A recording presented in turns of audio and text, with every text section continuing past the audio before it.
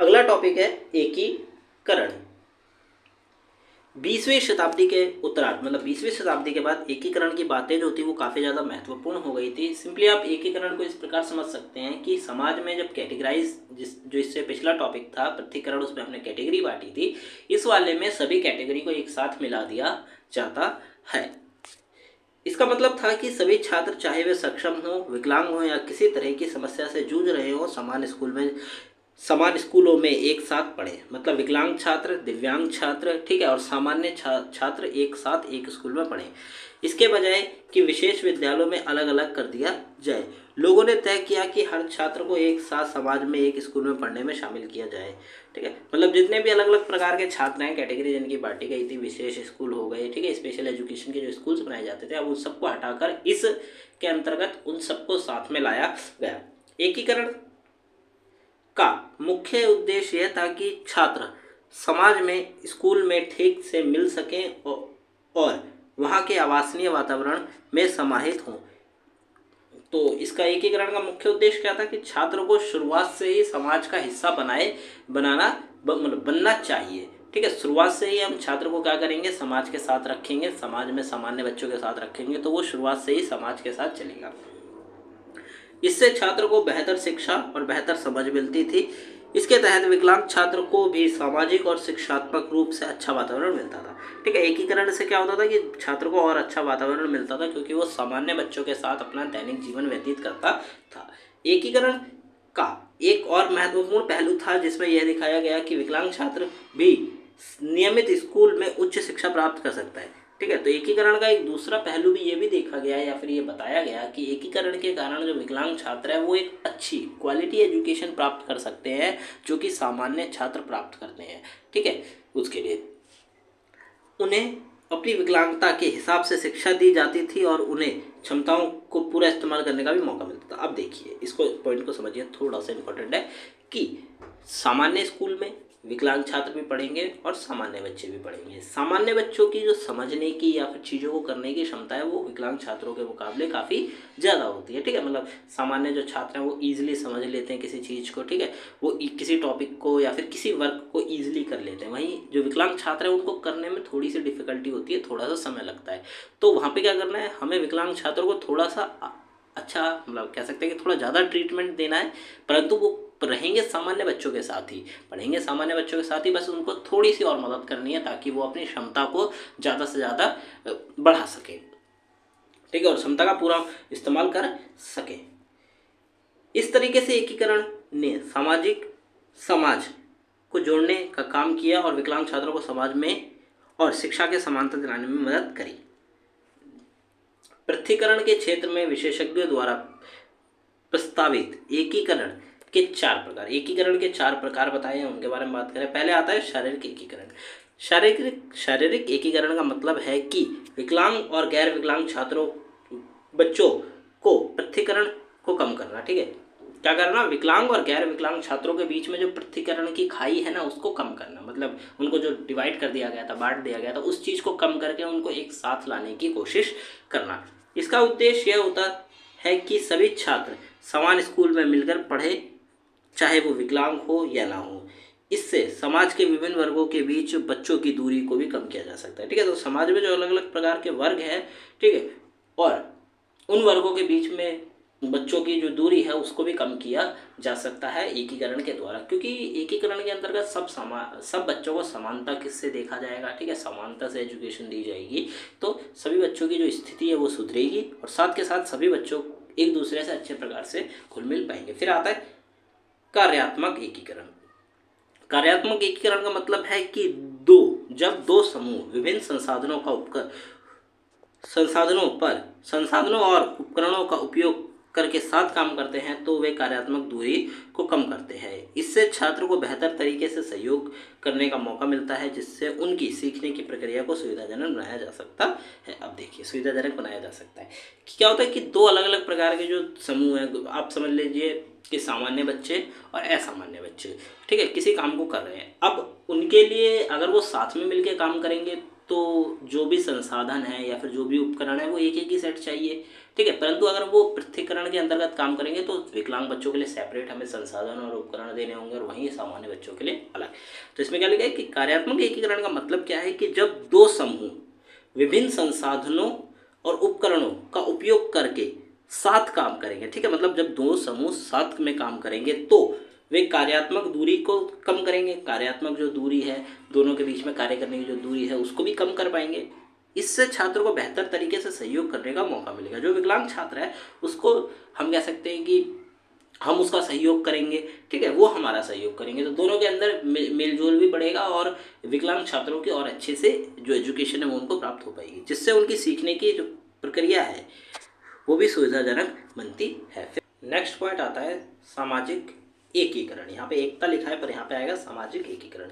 इस प्रकार के एकीकरण में विकलांग व्यक्ति समाज के एक हिस्से के रूप में शामिल होता है और वे खुद को समूह का हिस्सा मानता है, जैसा कि अभिभाषण और व्यक्तिगत यात्राओं में शामिल होते हैं। अब समझिए कि सामाजिक एकीकरण मतलब कि समाज में भी जो विकलांग छात्र हैं उन्हें एकीकरण मतलब एक मिलाना, ठीक है, समाज में उन्हें मिलाना। तो क्या होता है कि विकलांग व्यक्ति समाज का एक हिस्से के रूप में शामिल होता है। इस सामाजिक एकीकरण के माध्यम से विकलांग व्यक्ति समाज के एक हिस्से के रूप में शामिल होता है और उसको मौका दिया जाता है कि आप सामान्य बच्चों के साथ क्या कर सके, एक्टिविटीज़ कर सके। अगर किसी टूर पे जा रहे हैं तो सामान्य बच्चों के साथ टूर पे जा सके। अभिभाषण मतलब स्पीचेस दी जा रही हैं तो उनको स्पीच देने का मौका दिया जाता है सामान्य बच्चों की तरह। इससे सामाजिक रूप से एकीकरण होता है और समूह के अन्य सदस्यों के साथ भी संबंध बनते हैं। तो जो विकलांग व्यक्ति को अगर हम ज़्यादा से ज़्यादा चांस देंगे ग्रुप में काम करने का, ठीक है, सामान्य बच्चों के साथ, तो क्या होगा, एक समय पर उनके बीच में अच्छे के खासे संबंध बन जाएंगे। फिर आता है सामाजिक एकता। सामाजिक एकता में विकलांग वयस्कों को उनकी समुदाय में शामिल करना इससे वे समाज में स्वतंत्र रूप से सामाजिक गतिविधियों में भाग ले सकते हैं, ठीक है।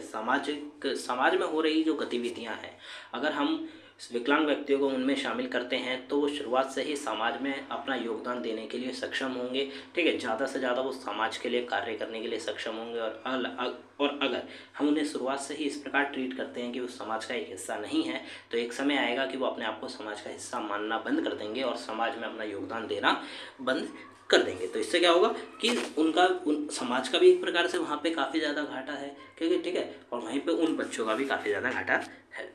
इससे वे समाज में स्वतंत्र रूप से सामाजिक गतिविधियों में भाग ले सकेंगे, अपने पेशेवर को सुधार सकेंगे, मतलब जिस भी स्किल के ऊपर वो काम कर रहे हैं, अपने पेशे के ऊपर काम कर रहे हैं उसको सुधार सकेंगे और अपने समुदाय को सक्रिय भूमिका निभा सकेंगे। इन एकीकरण प्रकारों का उद्देश्य विकलांग छात्रों को समाज में पूरी तरह से एकीकृत करना और उन्हें समूह का हिस्से के रूप में सम्मिलित करना है और उनकी शिक्षा और सामाजिक सहयोग को सुविधा प्रदान करना है। अब बात करें एकीकृत शिक्षा का दायरा। अब जैसे हमने पिछले वाले पृथक्करण में दायरे की बात करी थी, लिमिटेशंस की बात करते, वो भी हम यहाँ पे देखते हैं। जो एकीकृत का दायरा है वो काफ़ी बड़ा है, ठीक है, और विभिन्न प्रकार की चुनौतियों और अवसर उसके सामने आते हैं। सबसे पहले बात करें वृद्धि और विकास। एकीकृत शिक्षा उन छात्रों को लाभान्वित कर सकती है जो उत्तरोत्तर धीमी गति से आगे बढ़ते हुए भविष्य में आवश्यक कौशल सीख सकते हैं, ठीक है। तो एकीकृत या फिर अब एकीकृत जो है या एकीकरण की जो प्रक्रिया है ये उन बच्चों का हेल्प कर सकती है, उनको ज़्यादा से ज़्यादा लाभ पहुंचा सकती है जो कि धीमी गति से आगे बढ़ते हुए, जो जिनके सीखने की या फिर कुछ चीज़ को करने की जो गति है वो धीमी है परंतु भविष्य में आवश्यक कौशल सीख सकते हैं, ठीक है। जो बच्चे धीमी गति से काम कर रहे हैं, सीख रहे हैं, उनको भविष्य में और ज़्यादा हेल्प हो, ठीक है, ये एकीकरण उनकी मदद कर सकती है। इसके माध्यम से विकसन की प्रक्रिया को मापन करने और देखने की प्रणाली तैयार की जाती है जिससे शिक्षक और अभिभावक बच्चों के विकास को समय पर पहचान सकते हैं और उसके सहायक बन सकते हैं। तो ऐसा होता है ना कि जब व्यक्ति विकास करता है तो हम लोग उसके विकास को समय पे नोट डाउन करते हैं, जिससे कि एक प्रणाली तैयार हो जाती है जिसमें उसका विकास लिखा जा सकता है या देखा जा सकता है। तो सेम उसी प्रकार की जो प्रक्रिया है वो इसमें होती है। और इससे क्या होता है, जो शिक्षक है, टीचर्स है या अभिभावक जो बच्चे हैं अभिभावक जो है, माता पिता, वो अपने बच्चे का विकास को समय समय पे देख सकते हैं और उसकी सहायता कर सकते हैं। संज्ञानात्मक विकास विकलांग बच्चों को सामने आने वाली चुनौतियों का सामना करना, अनुभव देने के लिए संज्ञानात्मक विकास का महत्वपूर्ण हिस्सा है, ठीक है। तो उन बच्चों को क्या करना है, उनको चुनौतियाँ देना, ताकि वो चुनौतियों का सामना कर सकें, जिससे कि उनका संज्ञानात्मक जो विकास है, ठीक है, मानसिकता का विकास एक प्रकार से आप कह सकते हैं, वो ज़्यादा से ज़्यादा हो सके।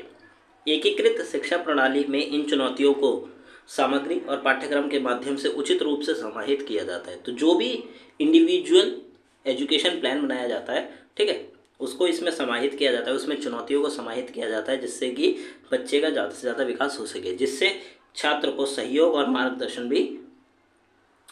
भी मिलता है। फिर आता है व्यवहार संबंधी समस्या। विकलांग बच्चों को विभिन्न व्यवहार संबंधी चुनौतियों का सामना करना पड़ता है, और यह सहायता करता है कि वे उन्हें सामान्य स्कूल के अन्य बच्चों के साथ मिलकर अपने कौशल और आदतों को संवारी सके। तो व्यवहार संबंधी आपने देखा होगा समस्याएं भी कह सकते हैं कि विकलांग बच्चों के साथ कुछ बच्चे, या फिर आपने देखा होगा समाज में कुछ लोग क्या करते हैं, विकलांग लोगों के साथ अच्छा प्रकार का व्यवहार नहीं करते। तो इस प्रकार की चुनौतियां भी उन्हें समाज में आगे देखनी पड़ेंगी। तो उनको शुरुआत से ही इन चुनौतियों का सामना करना, ठीक है, और अपने कौशल को बढ़ाने की जो काम है उस पर काम करना होगा। मार्गदर्शन और परामर्श। एकीकृत शिक्षा ने विकलांग बच्चों को नियमित कक्षाओं में शामिल होने का मौका दिया, लेकिन उन्हें विशेष प्रावधान भी प्राप्त होता है। तो क्या है कि एकीकृत शिक्षा ने विकलांग बच्चे हैं उनको ज़्यादा से ज़्यादा कक्षा जो क्लासेस है उसमें शामिल होने का मौका दिया एकीकृत शिक्षा प्रणाली ने, या एकीकरण शिक्षा प्रणाली ने, कि जो विकलांग बच्चे हैं ज़्यादा से ज़्यादा आए, ठीक है, सामान्य बच्चों के साथ बैठ के पढ़ाई करें, उनके जो प्रोजेक्ट्स हैं, जो एक्टिविटी है उसमें भाग लें, ठीक है, अपना जो स्किल्स हैं उन स्किल्स को डेवलप करें। यह विकलांग छात्रों को उनकी आवश्यकताओं के अनुसार मार्गदर्शन और परामर्श प्राप्त करने की सुविधा भी प्रदान करते हैं, ठीक है। तो मार्गदर्शन मतलब उनको ज़्यादा हम रोड मैप बता रहे हैं। एकीकरण शिक्षा के अंतर्गत विकलांग जो बच्चे हैं उनको रोड मैप भी बताया जाता है कि आपको किस प्रकार आगे बढ़ना है, ठीक है, उनको परामर्श, उनको सलाह भी दी जाती है, और उन्हें शिक्षकों और अभिभावकों के साथ मिलकर सहायक भी बनते हैं। इस प्रकार एकीकृत शिक्षा विकलांग छात्रों को समाज में पूरी तरह से एकीकृत करने और उन्हें समूह का हिस्सा के रूप में समझाने का माध्यम प्रदान करती है, ठीक है। तो जो एकीकृत शिक्षा है वो ज़्यादा से ज़्यादा ये काम करती है कि जो बच्चे हैं वो समाज में और अच्छे से जुड़ें, ठीक है, सामान्य बच्चों के साथ, सामान्य लोगों के साथ, जिससे उन्हें शिक्षा और सामाजिक सहयोग की सुविधा भी सुविधाजनक बनती है। आगे बात करें, एकीकरण को लागू करते समय कई समस्याएं उत्पन्न होती हैं, जिनमें से कुछ निम्नलिखित है। समस्याओं की बात करें, जो कि समस्या जब एकीकरण की शिक्षा प्रणाली दी जाती है तो ऊपर तो चुनौती आती है, अब यहाँ पे समस्याएं हैं, ऐसी समस्याएं जिससे वो जो प्रणाली है वो रुक सकती है। तो उसके बारे में बात करें, सबसे पहले आता है संसाधन कक्ष का अभाव। अक्सर स्कूलों में विकलांग बच्चों के लिए उपयोगी संसाधन कक्ष की कमी होती है, जैसे कि विशेष शिक्षकों के लिए आवश्यक सामग्री, सुधारित कक्षाएं, विशेष उपकरण। इसका परिणाम स्वरूप शिक्षकों को छात्र की आवश्यकताओं को पूरा करने में कठिनाई का सामना हो सकता है। तो जो स्पेशल एजुकेशन के जो स्कूल्स हैं उनमें तो ये सुविधाएं प्रदान की जाती है सेपरेटली, क्योंकि वो स्कूल बना ही उन बच्चों के लिए, परंतु सामान्य जो स्कूल होते हैं वहाँ पे संसाधन जो कक्ष है जिसके अंतर्गत जो विकलांग बच्चों के लिए आप कह सकते हैं उपकरण हो गए, उनकी प्रयोग की जो चीज़ें हैं वो उस कक्ष में रखी जाती हैं, तो वो कक्ष ही नहीं होता, मतलब वो क्लासरूम ही नहीं होता, कभी कभार कई स्कूल्स में देखा गया है। तो जिससे क्या होता है कि टीचर्स को काफ़ी परेशानी होती है विकलांग बच्चों को पढ़ाने में, उनकी हेल्प करने में, उनका सपोर्ट करने में। वहीं दूसरी बात करें तो प्रधानाचार्य या फिर आपके प्रिंसिपल और शिक्षकों की ओर से पहल का अभाव। अब क्या होता है, कभी कभी स्कूल्स में ऐसा देखा गया है कि जो टीचर्स हैं वो विकलांग बच्चों को पढ़ाने में ना ज़्यादा इंटरेस्टेड नहीं होते, और वहीं पे प्रिंसिपल भी कुछ इसी व्यवहार के होते हैं। तो यहाँ पे विकलांग बच्चों के लिए काफ़ी ज़्यादा प्रॉब्लम्स सामने आती हैं, क्योंकि जब टीचर ही आएगा नहीं उनकी क्लासेस अटेंड करने, ठीक है, तो क्या वो पढ़ पाएंगे? नहीं। क्या उनकी सहायता हो पाएगी? नहीं। एकीकरण को सफलतापूर्वक प्राप्त करने के लिए स्कूल के प्रधानाध्यापक और शिक्षकों की ओर से सकारात्मक पहल और समर्थन की आवश्यकता होती है। यदि उनमें से किसी को इस दिशा में दिलचस्पी नहीं होती तो एकीकरण की प्रक्रिया पर कमजोरी आ सकती है, ठीक है। तो अगर टीचर नहीं आ रहा है पढ़ाने, या फिर टीचर पूरी तरह से सपोर्ट नहीं कर रहा है बच्चों का, तो एकीकरण की प्रक्रिया नहीं चल पाएगी। विकलांग बच्चों को नामांकन में कोई दिलचस्पी नहीं है। कभी कभी ऐसा भी देखा गया है कि जो विकलांग बच्चे हैं उन्हें इंटरेस्टेड नहीं होता, क्योंकि उन्हें अपने आप में ही भरोसा नहीं है कि वो स्कूल में जा सकते हैं, स्कूल में जाके पढ़ सकते हैं सामान्य बच्चों की तरह, ठीक है, और ज़्यादा से ज़्यादा जो स्किल्स हैं वो सीख सकते हैं और समाज में रह सकते हैं, क्योंकि उनको अपने आप पे ही भरोसा नहीं है, उन्हें दिलचस्पी नहीं है स्कूल जाने में, ठीक है। कई बार छात्रों को उनकी विशेषता को समझने में दिलचस्पी नहीं रखी जाती और उन्हें सामान्य छात्रों के साथ एकीकृत करने में आसानी हो सकती है। इससे विकलांग छात्रों को उनके समर्थित का आदर नहीं मिलता और वे अपने स्वार्थ की पूर्ति करने में कठिनाइयों का सामना करना पड़ता है। ठीक है, तो कभी कभी ऐसा होता है कि जब बच्चा ही नहीं चाहता पढ़ना तो उसको और ज़्यादा समस्याओं का सामना करना पड़ सकता है, परंतु अगर वो जाए तो ईजिली वो बच्चों के साथ बैठ सकता है, पढ़ सकता है, चीज़ों को समझ सकता है, परंतु जब उसको ही दिलचस्पी नहीं है तो उसको भविष्य में कठिनाइयों का सामना करना पड़ेगा। छात्र और शिक्षक विकलांग लोगों को स्वीकार नहीं करते। अब मैंने बताया एकीकरण प्रक्रिया के अंतर्गत क्या है कि सामान्य स्कूल में ही विकलांग बच्चों को पढ़ाया जा रहा है। तो यहाँ पे क्या है कि टीचर्स ही एक्सेप्ट नहीं कर रहे हैं। आपको सपोज करिए कि बहुत बड़ी क्लास है जिसमें सारे बच्चे सामान्य, वहीं पे 1 से 2 बच्चे जो हैं वो विकलांग हैं उदाहरण के तौर पे। अब उसी विकलांग बच्चों, अब क्योंकि टीचर्स को सामान्य बच्चों को पढ़ाने की तो आदत है पहली बात, ठीक है, और सामान्य बच्चे किसी टॉपिक को या पॉइंट को ईजिली समझ जाते हैं। वहीं पे बात करें जो विकलांग बच्चे हैं उनको थोड़ा ज़्यादा समझने की क्षमता, मतलब थोड़ा ज़्यादा समझाना पड़ता है। तो टीचर्स कभी कभी मन नहीं करता टीचर का, टीचर ही पहल नहीं करता कि हम उसको ज़्यादा अच्छे से समझाएं, और वहीं पर छात्र भी उसको एक्सेप्ट नहीं करते कि नहीं भाई, मतलब उसके साथ अच्छा व्यवहार नहीं करते। तो यहाँ पर क्या होता है कि ज़्यादा से ज़्यादा टीचर, मतलब जो विकलांग व्यक्ति है उसके साथ गलत होता है। ठीक है, वो और ज़्यादा पढ़ने में उसका मन नहीं करता। विकलांगता के साथ जुड़ी भ्रमिताएं और शिष्टगमा कई बार छात्रों को शिक्षकों के बीच संबंधों को प्रभावित करता है, जिससे विकलांग छात्रों को अपनी समर्थित को प्रमोट करने में कठिनाइयों का सामना करना पड़ता है, क्योंकि जब टीचर ही हेल्प नहीं कर रहा उनकी तो छात्र कैसे आगे बढ़ सकेगा। फिर आता है विकलांगता निधि उचित तरीकों से प्रदान नहीं की जाती। विकलांगता से जुड़ी निधियाँ की उपयोगिता केवल उन छात्रों के लिए होती है जिन्हें इसकी आवश्यकता होती है। ठीक है, इसको इस प्रकार समझ सकते हैं कि विकलांगता में जो भी आप कह सकते हैं उपकरण हो गए या फिर जो भी वस्तुएं विकलांग बच्चों के लिए है वो केवल उन्हीं के लिए है। ठीक है, सामान्य बच्चों को उसकी कोई आवश्यकता नहीं है, परंतु विकलांग बच्चों को उसकी आवश्यकता है। ठीक है, लेकिन कई बार ऐसा होता है कि निधियाँ, ये जो भी वस्तुएं हैं जिसका प्रयोग किया जाता है उचित तरीकों से प्रदान नहीं की जाती, जिसके परिणाम स्वरूप समर्थित छात्र को उसकी आवश्यकताओं की पूर्ति करने में कठिनाई होती है और सामना करना पड़ता है। तो कभी कभार टीचर्स के द्वारा या फिर जो भी उनको एजुकेशन दे रहा है, ठीक है, उसके द्वारा उन चीज़ों का सही प्रयोग नहीं किया जाता, सही प्रकार से एजुकेशन नहीं दी जाती, तो जो स्टूडेंट्स हैं उनको ज़्यादा से ज़्यादा परेशानी का सामना करना पड़ता है। फिर आता है संसाधन। शिक्षकों को स्कूल आने में दिलचस्पी नहीं है। अक्सर विशेष शिक्षकों जो स्पेशल एजुकेशन के टीचर हैं उनको स्कूल आने में दिलचस्पी नहीं होती, जिसके कारण वे संसाधन कक्ष में काम करने में रुचि नहीं लेते, जिससे विकलांग छात्रों को सहायता प्राप्त करने में कठिनाइयों का सामना करना पड़ता है। तो कभी कभार टीचर्स ही नहीं आते हैं, जो स्पेशल एजुकेशन के टीचर्स हैं जो एजुकेशन दे रहे हैं विकलांग बच्चों को, वो स्कूल ही नहीं आ रहे हैं। ठीक है, क्योंकि उनको दिलचस्पी नहीं है पढ़ाने में। अब सपोज करिए कि स्कूल में एक संसाधन कक्ष है जिसमें सारे के सारे उपकरण उपलब्ध हैं, ठीक है, जो कि बच्चों की हेल्प कर सकते हैं पढ़ने में, परंतु टीचर ही आके नहीं पढ़ा रहा है। ठीक है, टीचर ही आके उनकी क्लास अटेंड नहीं कर रहा है लगातार कई दिनों तक, तो क्या होगा, स्टूडेंट्स का एक तो मनोबल टूट जाएगा और दूसरा उनको पढ़ाई में जो आगे उनकी समस्याएं आने वाली है वो समस्याओं को भी फेस नहीं कर पाएंगे।